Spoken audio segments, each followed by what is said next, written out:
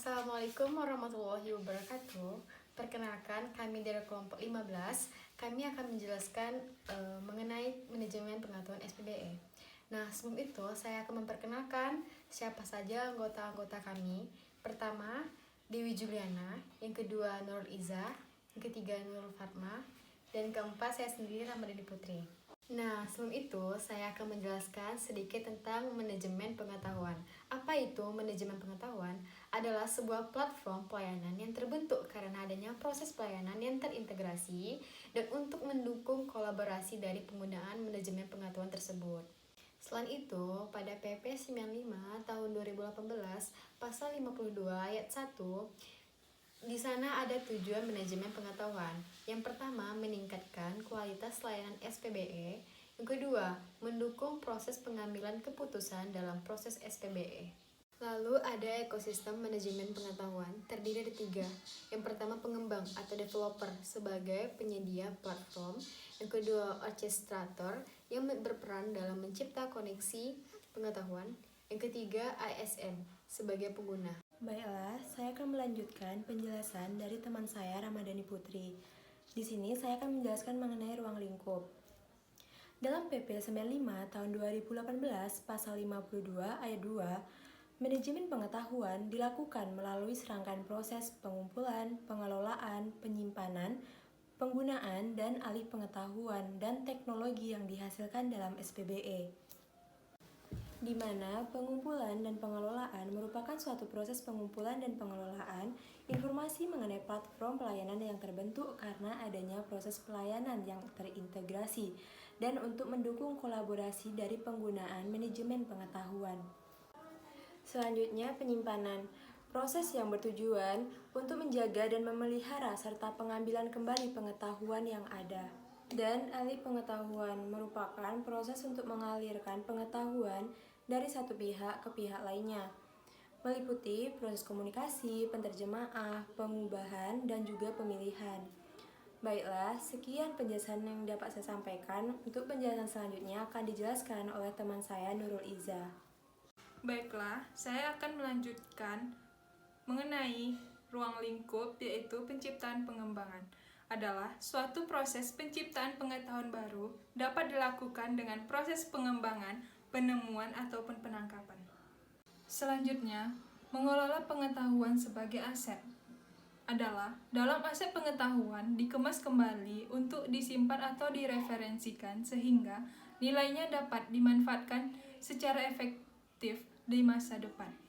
Selanjutnya, menyempurnakan akses ke pengetahuan, yaitu pembelajaran pada fase sebelumnya sehingga akan menunjukkan pengetahuan yang mengarah pada penyempurnaan lebih lanjut dari aset pengetahuan. Selanjutnya, prinsip kemandirian dan berkelanjutan merupakan suatu hal yang menghargai dan mengedepankan kemampuan masyarakat daripada kemampuan pihak lain, di mana prinsip berkelanjutan awalnya berperan sebagai pendamping lebih dominan daripada masyarakat sendiri.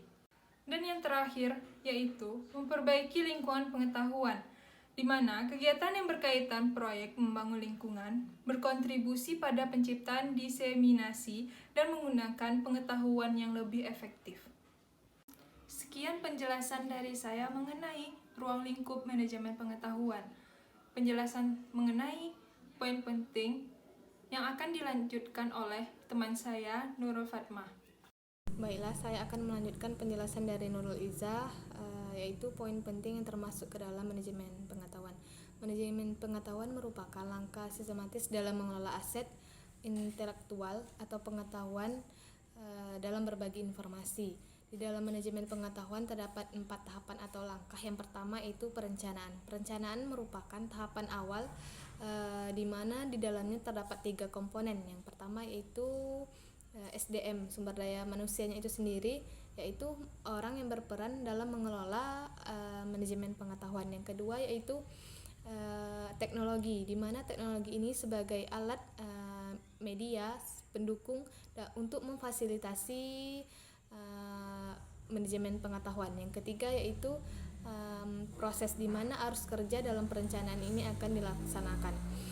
Karena adanya perencanaan, efisien proses dalam pengambilan keputusan akan semakin meningkat. Yang kedua itu tahap pelaksanaan, di mana tahap pelaksanaan ini merupakan tahapan proses, yaitu adanya penciptaan pengetahuan,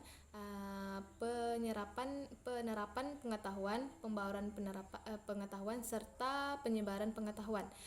Dengan adanya tahapan pelaksanaan ini, efisien tiap unit operasional menjadi lebih baik, yaitu di mana tahapan pelaksanaan ini akan dijalankan dengan langkah-langkah telah ditentukan. Yang ketiga yaitu tahap pemantauan, di mana dalam tahapan ini adanya pihak atau lembaga pemerintah itu sebagai pemantau dalam terciptanya pengembangan pengetahuan dalam SPB itu sendiri. Nah, sehingga akses terhadap informasi dan pengetahuan itu akan menjadi lebih baik. Yang keempat, selanjutnya langkah yang terakhir yaitu tahap evaluasi, di mana tahap ini merupakan tahap yang berkaitan dengan penilaian, di mana semua kegiatan manajemen SPBE itu akan dituangkan ke dalam penafsiran. Nah, sehingga lembaga pemerintah lebih mudah untuk memperbaiki produk atau layanan jasa yang telah disediakan oleh pemerintah itu sendiri. Nah, dengan adanya evaluasi ini, penciptaan inovasi dan pembaruan akan semakin cepat. Selanjutnya dilanjutkan oleh Putri Ramadhani.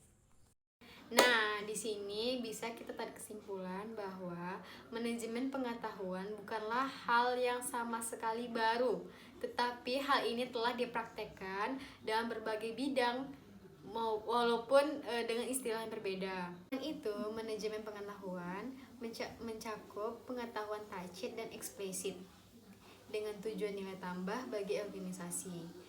Dan terakhir, manajemen pengetahuan memiliki hubungan dengan berbagai disiplin ilmu. Baiklah, sekian dari presentasi kami. Semoga teman-teman mengerti dan harus mengerti dari manajemen pengetahuan ini. Sekian dari kelompok kami. Assalamualaikum warahmatullahi wabarakatuh.